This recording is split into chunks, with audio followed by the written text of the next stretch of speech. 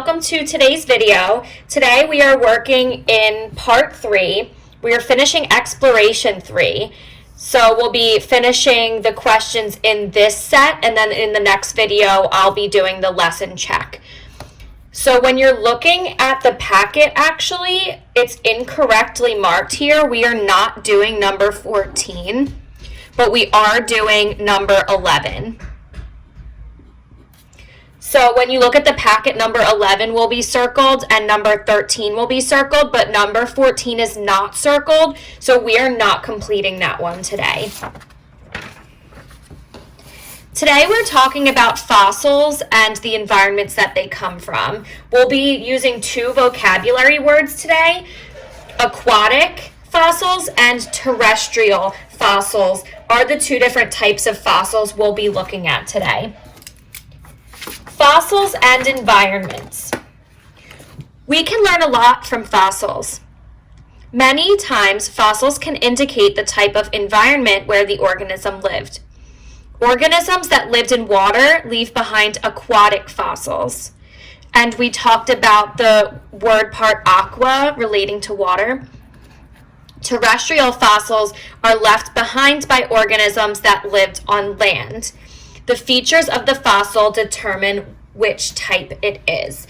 And you'll really be using your inferences and what you know about species that are alive today to figure out if these fossils are aquatic or terrestrial.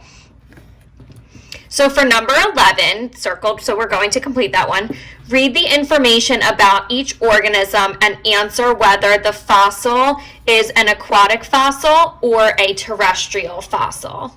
So starting here, these are ammonites. Ammonites were animals that lived in coiled shells. They moved by squirting jets of water from their bodies. So I'm using what I know about the environment to think about clues and how I can name this fossil as aquatic or terrestrial, which terrestrial would be a land fossil. Well, shells, I know that they're found in water. If you're walking the beach, sometimes you can find a lot of really pretty shells.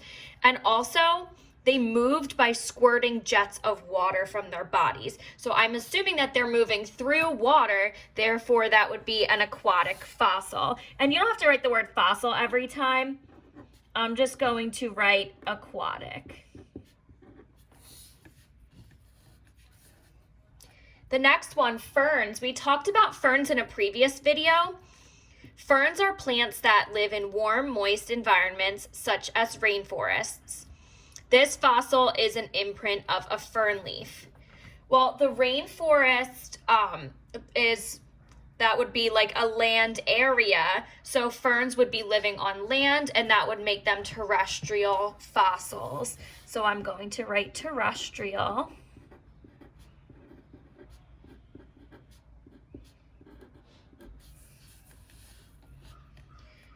Next one is a fish. Fish use their fins and tails to move. They often move in large groups called schools.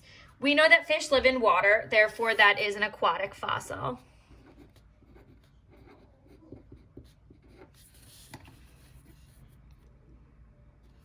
Snails are small animals with coiled shells. They slide slowly along surfaces with one flat foot made of muscle.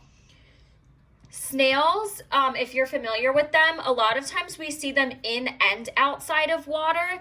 You can see them on land. I think it's shown like on a rock right here.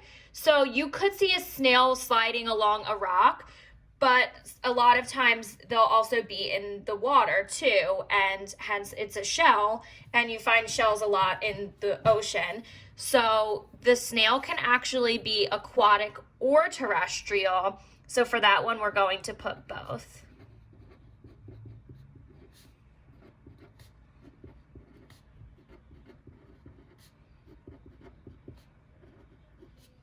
So that one we could classify as aquatic or terrestrial.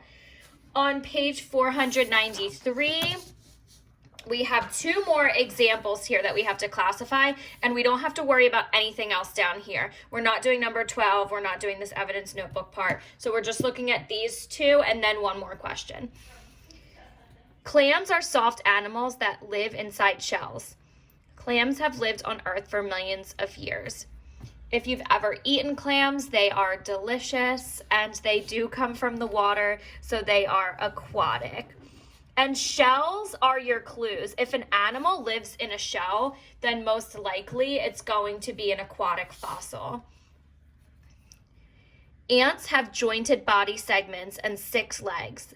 This one was found inside a bubble of hardened amber. That's an interesting way that it was fossilized, and we can see its whole body pretty much intact. And we do know that ants are land dwellers, so that is a terrestrial fossil. On page 494, we just have this last section here. You are not doing number 14. Identify your evidence. So we're taking all of the evidence that we saw today of aquatic and terrestrial fossils and kind of picking it apart. Fossils are evidence of past organisms and past environments. On the last page, you identified fossils by their environment.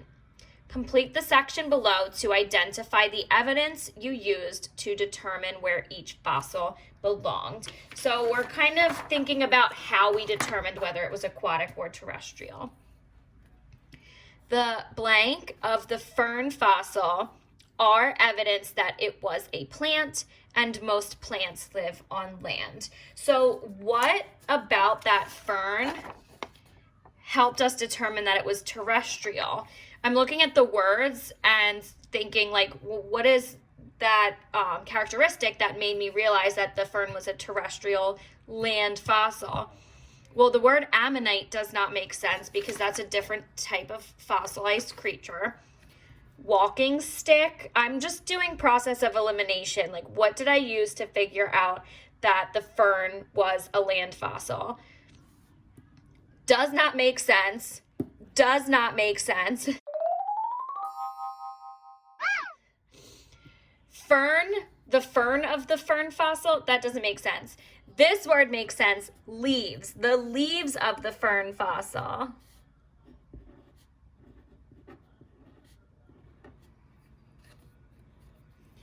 The blank of the snail helps identify it. When we looked at the snail, the most important part that I looked at was the shell. So let's see if shell is an answer. There it is. So we can put shell there.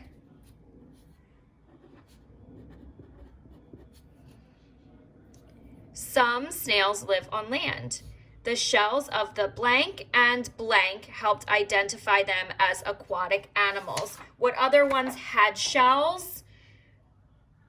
The ammonites and also the clam. So let's look for those. We have ammonite, the shells of the ammonite, and clam helps identify them as aquatic. And that is it for today. So I hope that you guys enjoyed this video and it was helpful, and look out for my next video I'll be posting about the lesson check. Have a wonderful day.